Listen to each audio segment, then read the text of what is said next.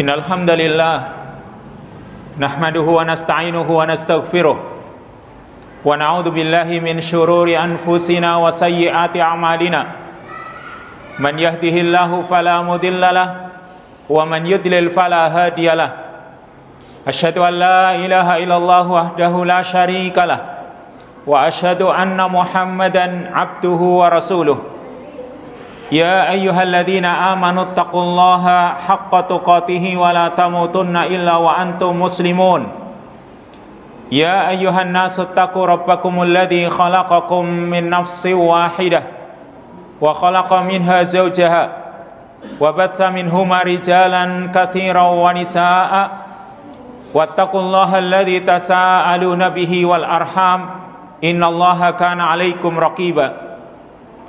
Ya ayyuhalladzina amanu taqullaha wa qulu qawlan sadida yuslih lakum a'malakum wa yaghfir lakum dhunubakum wa may yuti'illaha wa rasulahu faqad faza fawzan 'azima. Fa inna asdaqal hadisi kitabullah wa khairal hadyi hadyu Muhammadin sallallahu alaihi wa alihi wasallam wa syarral umuri muhdatsatuha fa inna kulla muhdatsatin fid dini bid'ah wa kulla bid'atin dhalalah wa kulla dhalalatin finnar. Ma'asyiral muslimin wa zumratal mu'minin ikhwatal kiram azanallahu jami'an. Sidang jamaah Jumat yang semoga senantiasa dimuliakan oleh Allah. Tak bosan-bosannya khatib senantiasa berwasiat untuk diri khatib pribadi dan juga untuk jamaah sekalian agar senantiasa bertakwa kepada Allah Subhanahu wa taala. Karena orang-orang yang bertakwa itu akan senantiasa bersama Allah, yaitu kebersamaan yang sifatnya khusus. Ialah Allah Subhanahu wa ta'ala akan memberikan pertolongannya, perlindungannya, taufik hidayahnya, dan juga Allah akan berikan rahmatnya. Karena Allah Ta'ala berfirman dalam surat Al-Baqarah, wa'alamu annallaha ma'al muttaqin. Ketahuilah sesungguhnya Allah senantiasa bersama orang-orang yang bertakwa. Sidang jamaah Jumat yang dimuliakan oleh Allah, di antara tingkatan keimanan yang tinggi dalam diri seorang hamba, yaitu ketika hamba itu berhusnudzon kepada Allah Subhanahu wa taala, berprasangka baik kepada Allah, bahwa Allah Subhanahu wa taala akan mengampuni dosa-dosanya, akan berikan rahmat kepadanya, akan memasukkannya ke dalam surganya. Ini namanya husnudzon. Sehingga ketika seorang hamba berhusnudzon kepada Allah, berprasangka baik kepada Allah, maka hatinya penuh dengan pujian-pujian kepadanya, penuh dengan pengagungan, kecintaan, dan senantiasa berharap rahmatnya. Maka yang namanya husnudzon ini muncul dari diri seorang hamba ketika seorang hamba itu yakin bahwa Allah Subhanahu wa ta'ala akan memenuhi janjinya dengan pertolongannya, dengan rahmatnya, dan juga dengan pahalanya. Makanya Allah Ta'ala berfirman dalam hadis qudsi, ana inda dhanni abdi bi. Aku, kata Allah, itu tergantung bagaimana prasangka hambaku kepadaku. Berarti maksudnya, kalau hamba berprasangka baik kepada Allah Subhanahu wa ta'ala, bahwa Allah Subhanahu wa ta'ala akan melaksanakan janji kepadanya, maka yang akan dia dapatkan pun kebaikan. Tapi kalau sebaliknya, dia berprasangka jelek kepada Allah Subhanahu wa ta'ala, bahwa Allah Subhanahu wa ta'ala misalnya tidak akan mengampuni dosanya, maka yang didapatkan juga sama. Ini kata Allah, ana inda dhanni abdi bi. Aku itu bagaimana prasangka hambaku kepadaku. Maka yang namanya husnudzon itu merupakan sifatnya para nabi dan para rasul, kebiasanya para kekasih Allah Subhanahu wa ta'ala. Banyak contoh-contoh di dalam Al-Quranul Karim. Di antara hamba-hamba Allah yang menjadi kekasihnya, misalnya Nabi Musa alaihi salam. Ketika Nabi Musa keluar dari Mesir bersama Bani Israel, mereka keluar dalam kejaran Fir'aun dan bala tentaranya. Di saat mereka dikejar oleh Fir'aun dan bala tentaranya, maka di hadapan mereka Laut Merah dan di belakang mereka musuh. Sehingga Bani Israel waktu itu ketakutan. Dan mereka sampai mengatakan kepada Nabi Musa, qalu inna lamudrakun, kata mereka, kita pasti akan terkejar karena tidak ada jalan keluar. Tapi Nabi Musa alaihissalam yang berprasangka baik kepada Allah subhanahu wa ta'ala dengan tenang mengatakan, kalla inna ma'iya rabbi sayahdin, sekali-kali tidak, karena sesungguhnya bersamaku adalah Rabbku, Tuhanku, yang dia akan berikan petunjuk kepadaku. Ini dilandasi husnudzon kepada Allah subhanahu wa ta'ala, sehingga Allah subhanahu wa ta'ala berikan jalan keluar, sehingga laut pun bisa terbelah dan mereka bisa selamat dari kejaran Fir'aun dan bala tentaranya.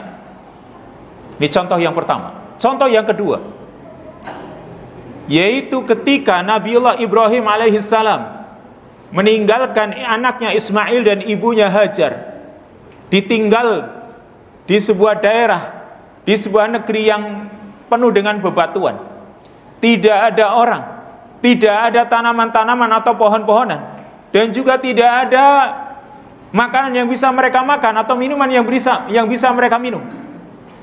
Lalu ketika Nabi Ibrahim pergi meninggalkan Hajar dan anaknya, maka Hajar itu terus mengejar Nabi Ibrahim, bertanya, kemana engkau hendak pergi wahai Ibrahim?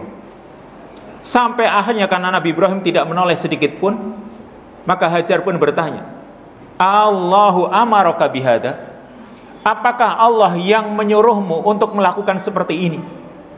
Maka Nabi Ibrahim dengan memberikan isyarat yang menunjukkan bahwasanya iya, ini perintah dari Allah subhanahu wa ta'ala.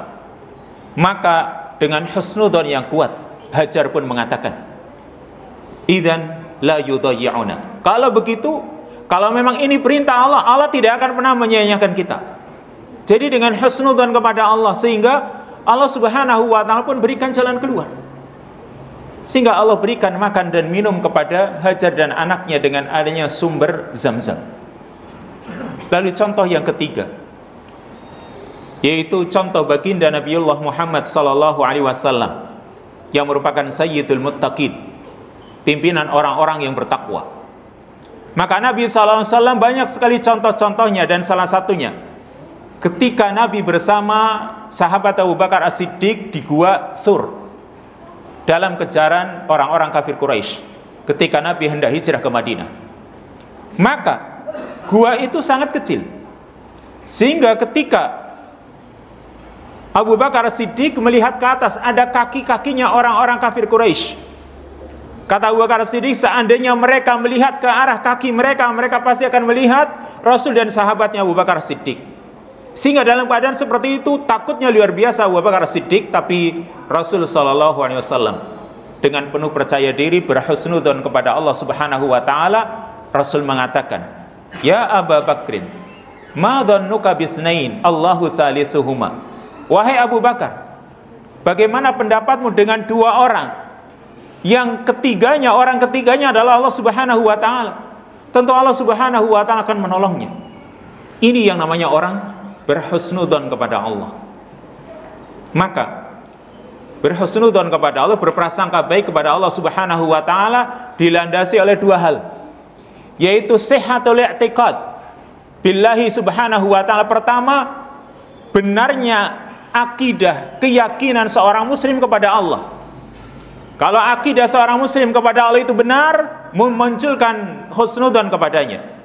Dan yang kedua, ihsanul amal, yaitu orang itu berusaha memperbaiki amalannya kepada Allah dalam ketaatan kepada Allah.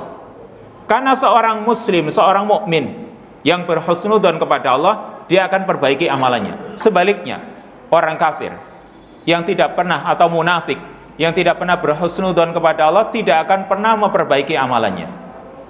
Sidang jemaah Jumat yang dimuliakan oleh Allah. Kemudian kita diperintahkan berhusnudzon kepada Allah sebenarnya kapanpun, dimanapun. Tapi ada kondisi-kondisi di mana kita itu sangat ditekankan, dianjurkan untuk berhusnudzon kepada Allah, berprasangka baik kepada Allah. Kapan itu? Pertama, yaitu ketika orang hendak bertaubat.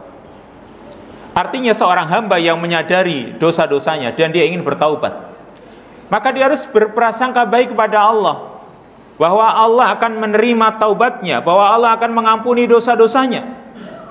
Makanya Allah Subhanahu wa taala mengatakan dalam surat At-Taubah, wa'lamu annallaha yaqbalu taubata an ibadih. Ketahuilah bahwasanya Allah Subhanahu wa taala itu akan menerima taubat dari hamba-hambanya.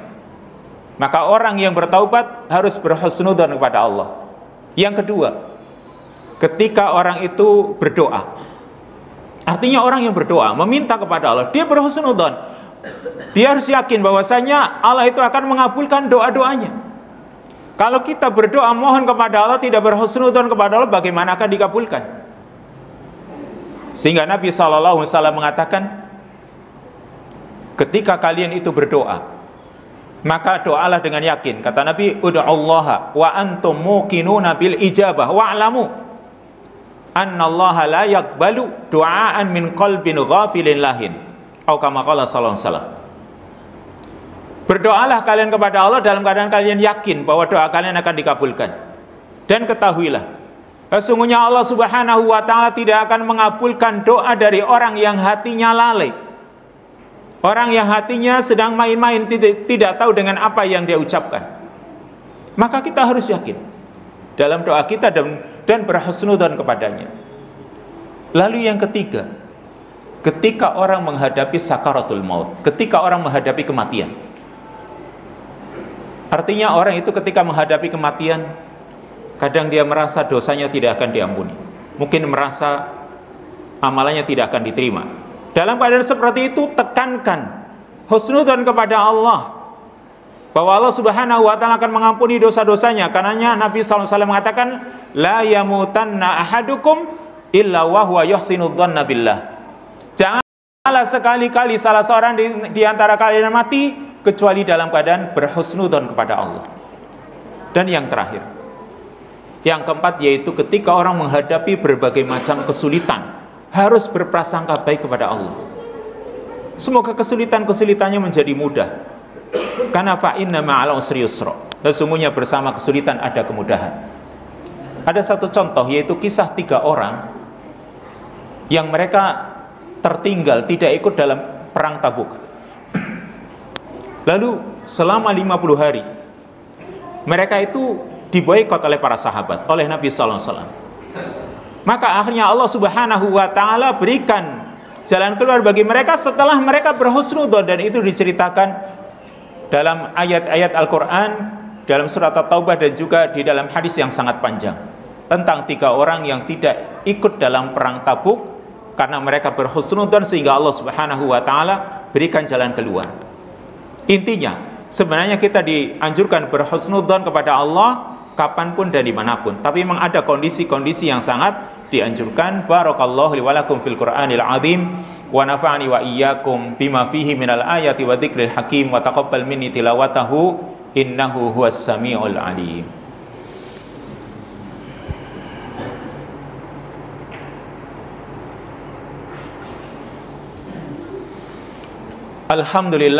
Alhamdulillahi wa kafa wassalatu wassalamu ala nabiyyihil mustafa wa rasulihil mujtaba wa ala alihi wa ashabihi wa man bihudahu muhtada. Ikhwatal iman a'azanallahu jami'an. Sidang jemaah Jumat yang dimuliakan oleh Allah, kebalikan dari husnudzon yaitu suudzon, berprasangka jelek kepada Allah. Maka prasangka jelek itu kebiasaannya orang-orang munafik dan orang-orang musyrikin yang Allah sebutkan dalam surat Al-Fatah. Wa yu'adzibal munafiqina wal munafiqat wal musyrikina wal musyrikati dhannina billahi dhannas saw. Dan Allah akan mengadab orang-orang munafik laki-laki dan wanita, serta orang-orang musyrik laki-laki dan wanita yang mereka berprasangka kepada Allah dengan prasangka yang jelek. Jadi ini sifat mereka, selalu berprasangka jelek kepada Allah Subhanahu wa taala. Maka kita juga, kalau misalnya tadi kita berprasangka Allah Subhanahu wa taala tidak akan melaksanakan janjinya, Allah Subhanahu wa taala tidak akan menolong hamba-hambanya, maka ini namanya prasangka jelek kepada Allah. Termasuk ketika orang hendak meninggal dunia, dia juga berprasangka kalau dosanya itu tidak akan diampuni, amalan-amalannya tidak akan diterima. Ini namanya prasangka jelek yang kita dilarang oleh Allah Subhanahu wa taala untuk berprasangka jelek kepadanya. Innallaha wa malaikatahu yusholluna 'alan nabi ya ayyuhalladzina amanu shallu 'alaihi wa sallimu taslima. Allahumma shalli 'ala Muhammad wa 'ala ali Muhammad kama shallaita 'ala Ibrahim wa 'ala ali Ibrahim innaka Hamidum Majid. Wa barik 'ala Muhammad wa 'ala ali Muhammad kama barakta 'ala Ibrahim wa 'ala ali Ibrahim innaka Hamidum Majid. Rabbana dhalamna anfusana wa illam taghfir lana wa tarhamna lanakunanna minal khasirin. Rabbana hab lana min azwajina wa dhurriyyatina qurrata a'yun waj'alna lil muttaqina imama. Rabbana aqsim lana min khasyatika ma tahulu bihi bainana wa baina ma'siyatik wa min ta'atika ma tuballighuna bihi jannatak wa minal yaqini ma tuhawwinu alaina masa'ibad dunya. Allahumma matti'na bi asma'ina wa absarina wa quwwatina ma ahyaitana waj'alhu al-waritha minna waj'al sa'rana 'ala man dhalamana wansurna 'ala man 'adana wa la taj'al musibatana fi dinina wa la taj'alid dunya akbar hammina wa la mablagha ilmina wa la tusallit 'alaina man la yarhamuna. Rabbana atina fid dunya hasanah wa fil akhirati hasanah wa qina adzabannar walhamdulillahi rabbil alamin.